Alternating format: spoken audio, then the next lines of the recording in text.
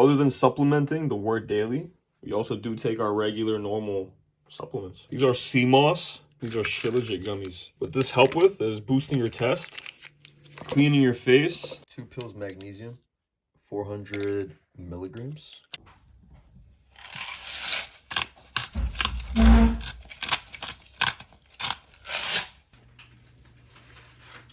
Also for the breakfast meal, we're gonna throw in some digestive enzymes in there, as well as some 60 billion probiotic.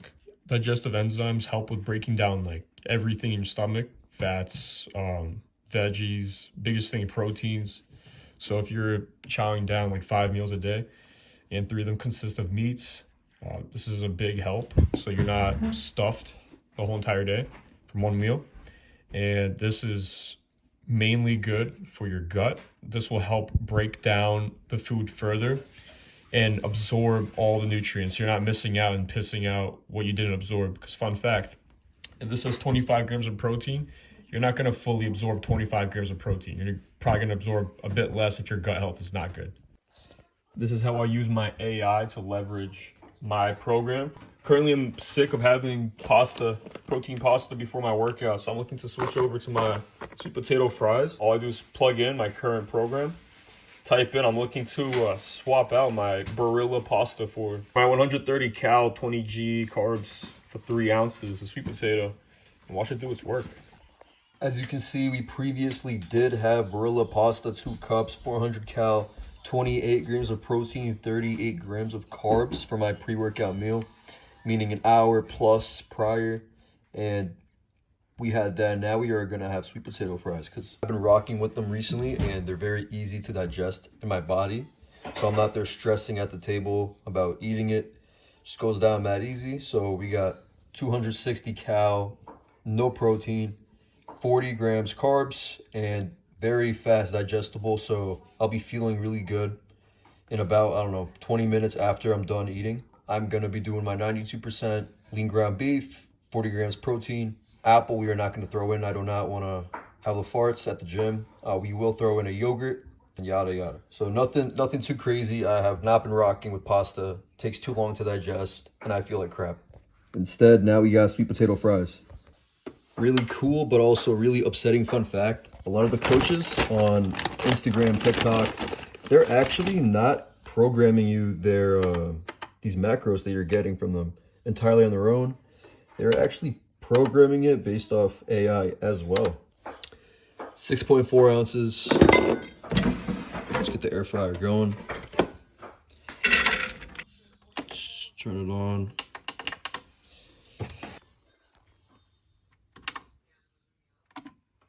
Air fry. And then I just watch. I'm probably gonna take them out around 13. And we're not gonna do the 6 ounces of ground beef. We're gonna do 3.4 because I'm about to be working out in 40 minutes. So I don't wanna be digesting super long. Here's a quick update on how Outer Rev is going. I actually didn't even share this with the people on my Outer Rev page. They actually have no clue about this because they're the first to see. This is the custom made base of the shirt. So without any of the designs, I'm not going to show you guys the design. That's more or less, it's like the surprise. But we're again going with a slight crop at the bottom. We're going with stone wash at the bottom, the sleeves, the neck. Like this on human being, like I've seen on mannequins, human being. It actually looks so good. And with the design, it's going to look so much better. Like I'm going to put bread that you guys have not seen this design on any other company shirts. I'm going to push this out and then everyone else is going to copy me. Whoa, whoa, whoa, bro. Get off your high horses. I love my manufacturers. Very patient. They're very diligent. If they messed up, they don't go, oh no, what do you mean we messed up? This is exactly what you wanted. They're like, okay, he doesn't like it. Let's move on. And there's times where I could have done better on the design, and they're just very patient with me. I like that. Not a quality you'll see in many manufacturers, unfortunately. But no, these guys, they put in the work. I glanced outside and I saw these skies while I was microwaving my ground beef and pasta. My 8 ounces pasta and my 6 ounces ground beef. I was thinking, what a perfect time to talk to you guys about God's word. You know, well, I'm gonna let it flip, and whatever flips on, we'll talk about. Yo, that's so cool, right? Oh wow, keep flipping, God. Look, my book coincidentally flipped onto Corinthians 2:10-5. Take every thought captive. By the time I conveniently actually found the verse that I want to be talking about, it got dark outside, so I'm gonna go back in. So you're trying to tell me that this guy over here slid from like all the way over there to this spot. I walked into my BJ's club, completely forgetting my my card to pay at the end, like the one you gotta scan, basically say you're a member. But I don't want to go back to my car, so I want to play it off nonchalant. So I have a photo of it actually, so I did the same thing last time where I forgot it. So I'm gonna hope that works again. And we're actually only here for one purpose only. I ran out of my ground beef. So there's only one thing you can do and buy when you run out of ground beef and you don't feel like cooking anything, even if the cooking only takes 5 minutes. Mind you, I'm also only adding this segment here so that I can get to the 10-minute mark, so that I can be monetized. El Pollo, 240 grams of protein. Very money friendly, very good for your protein. It's very hot, so I'm burning my hands as I'm holding it. Here's some more clips to get to that 10-minute mark. What a blessing it is to be confused about which snacks to get. I'm like actually on the fence. You guys forced me to do it. Chicken's life won't be in vain. It's gonna go to a very prestigious cause. And hopefully the protein goes into my triceps, rear delts, and not my butt. So here's the good word that I've been holding off for 2 days to talk about. When we were outside, and I'd read this to you guys, which is a couple seconds ago for you. I was reading 2 Corinthians 10, verse 5. And it got dark really fast, and I held off, and I'm glad I did, because I was about to talk to you guys about it very casually and not the way I should be. I was about to just start, I was about to just read it, talk about what it means, hop off. But I'm very grateful that God put it off, because now I can actually talk to you guys about it. It's actually such an important verse that I wouldn't mind you guys getting out a book and writing this down and repeating it to yourself every day in the morning. It's not talked about enough. We're gonna reread it from the book directly. We're gonna go 2 Corinthians 10:5. Casting down imaginations and every high thing that exalteth itself against the knowledge of God, and bringing into captivity every thought to the obedience of Christ. Now let's talk about that. Why is this so powerful? He talks about imagination. He talks about thoughts. Tell me, how many times out of 10 times do you actually think about the sin before you do it? Or how many times is something invoked in your mind first before you go do it physically? Tell me. It's probably give or take 9 out of 10 times. That one time, like, it's really just like oh shoot, I'm thinking about it later on in the day, and yo, I messed up, like, I'm sorry, Lord. But a lot of the time it's like, oh God, like, I knew what I'm doing is wrong. I knew that doing this is gonna bring me to do this, or I'm like on the fence about, or yeah, I was okay with this, it's just a little bit of this, like, it's not gonna do too much to me, but then it does. It all started in the mind, and what's the mind? Is your imagination. So let's talk about your imagination. When something randomly comes to your mind, it's from someone. When you get a thought thrown into your brain, it's rarely your own brain generating it, if that makes any sense. It's always either God or Satan putting it into your mind. What do I mean by that? When you're about to sin, like, let's say you're angry, like, you're getting angry thoughts. You're angry, but now stuff is racing through your mind. Do you think God is invoking stuff into you to make you angry? Mind you, there's a difference. Like, someone is sinning and you hate sin and you're angry at the sin. Okay, but a lot of the time people get angry for nothing. Like, it's things that God doesn't tell us to get angry for. You have to be able to decipher it. How do you decipher it? Does it follow his word or does it not? Again, it says casting down imaginations and every high thing that exalteth itself against the knowledge of God. So if it's an imagination that goes against the knowledge of God, meaning this, then it's not from him. So what does God tell you to do with that? He doesn't just tell you to dwell in it, to think about it, to let it give you anxiousness, to give you nervousness, to give you anger, give you frustration, all these things that invoke emotions to then make you go do something. Yeah, Satan takes advantage of that. If you don't know about this, he's just going to keep on doing it, and you're going to be thinking, no, it's just my imagination. Like, what do you mean someone could put something in there and tell me what to do or make me feel a certain way? Best believe, he's going to take full advantage of that. Best believe I've read this and like I acknowledge it. I tell myself this a lot.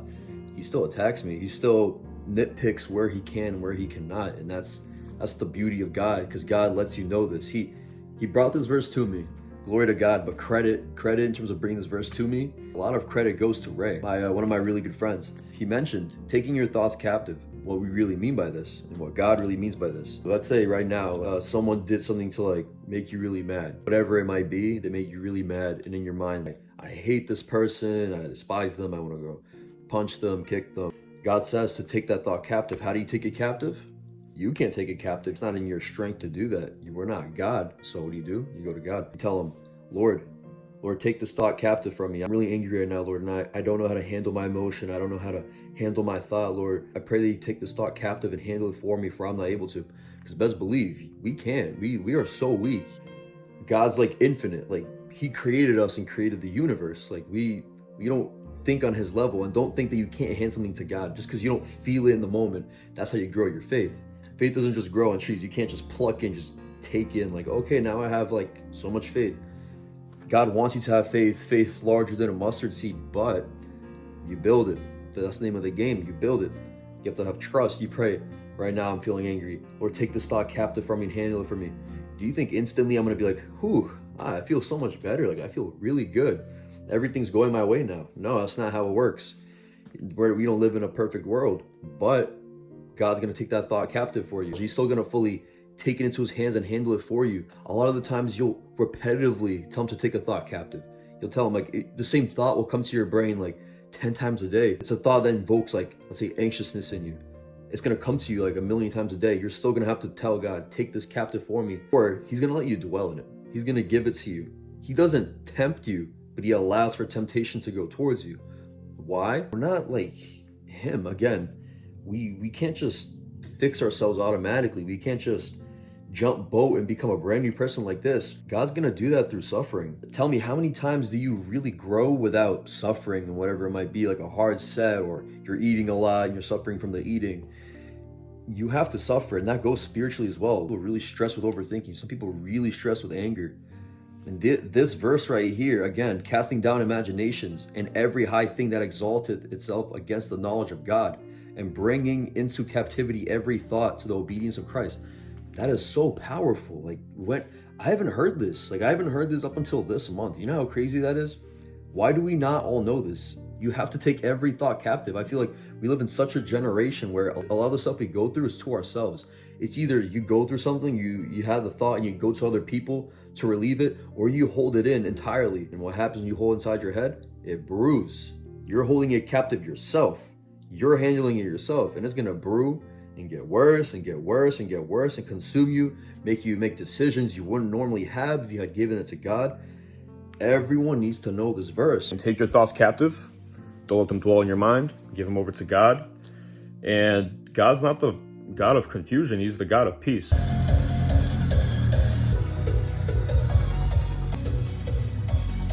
Get your ass in here. All right, Max, let's explain to them why you gotta call me Dada from now on. It's going depth. We're not doing this. No, this is not funny. It is. It's actually, guys, it's actually like a real reason. He doesn't just call me Dada for no reason from now on. I'm not doing this. He has a genuine reason for it. Yo, tell him. All right, so listen. I went to the gym like on Thursday with a couple of, I'm not telling you. All right, so look, I went to the gym with my friends, 4 of them. So we were all fucking around in like the locker room and shit, right? What were you guys doing, like specifically? With 4 other guys. What were you guys doing? I'm just curious. So like, we thought it'd be funny. Well, what did you think would be funny? Walk me through it. Okay, we thought it'd be funny to get into like one singular shit.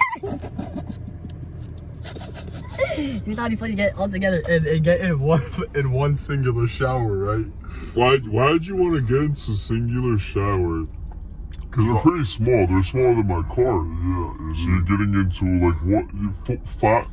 So 4 people total? I have so much muscle on my arm, like I can't reach my back. Yeah, my point. So why are 5 men going into a singular shower? 4? How many 4 plus guys are you? Part of the 4. I'm part of the 4. Why are 4 guys getting into a shower together at a gym? It's like, listen, if you need help cleaning your bag, right? You get your boy. You know, you get him. He scrubs you a little bit, you know. Get the selfie back. Oh, weird. So why do you gotta call me dad though? I'm not. Why'd you have unless you tell the story, why do you have to call me dad? Okay, so the gym manager told me, hey, you need a so you're banned from the gym and you gotta call your parents and stuff. I think he's waiting for me to get out, but I'm not getting out, unfortunately. The gym manager said, "Hey, Wait, but why? What is she saying hey for? Like, what were you guys because she doing? banned me because we had gotten in the shower together for like 4 dudes." He got banned. Okay. So he got banned at his gym for getting to a shower with 4 other guys. The gym manager goes, "Hey, so you gotta call up your parents." I'm like, "I got you." So I give her his phone number, and she calls him, talk about like, "Hey, your son got into the shower." I get a call. He calls me the day prior. He's like, "Yo, pretend that your name is Mike," and says, "Yo, like pretend to be my dad." So I'm like, "Okay, I mean, it's whatever. All in a day's work." So then they call me up and they're like, "Yeah, you're, are you Mike?" I'm like, "Yep, it's Mike over here." And then they're like, "Are you aware of what your son did?" And I was like, "Oh man, he gave me a little information on that. I'm disappointed. Can you brief me a little bit more?" And then she's like, "Oh well, he got into a shower with 4 other boys and he was screaming on the top of his lungs." And I was like, "Oh." What guy made you scream on the top of your lungs? But I was like, "Oh man, I'm so disappointed. He's hanging around with the wrong crowd." But yeah, the premise was she kept on talking to me about Max, and she was like, "Yeah, I have my own kids. I understand. Don't go too hard on him." And I'm like, "Yeah, like it's no worries. I'm just like a little disappointed." Yeah, she made me write a letter. Yeah, she made him write a letter, and then she also said, "Do you want him?" She was gonna ban him for 1 day. She's like, "If you need, we can ban him for a little longer." I'm like, "Oh no, it's okay. He'll apologize." Props to bro. Mm-hmm. He pretty much pulled up to my gym, my hometown gym, because I'm actually driving 20 minutes to come to his. He came to my hometown gym and got a workout in, bro. Like that's what I'm talking about. And it was good. I met this one cute dude named Cameron. Cute dude. I bet, bro. I made a deal with him. He's not gonna be forced to call me dada.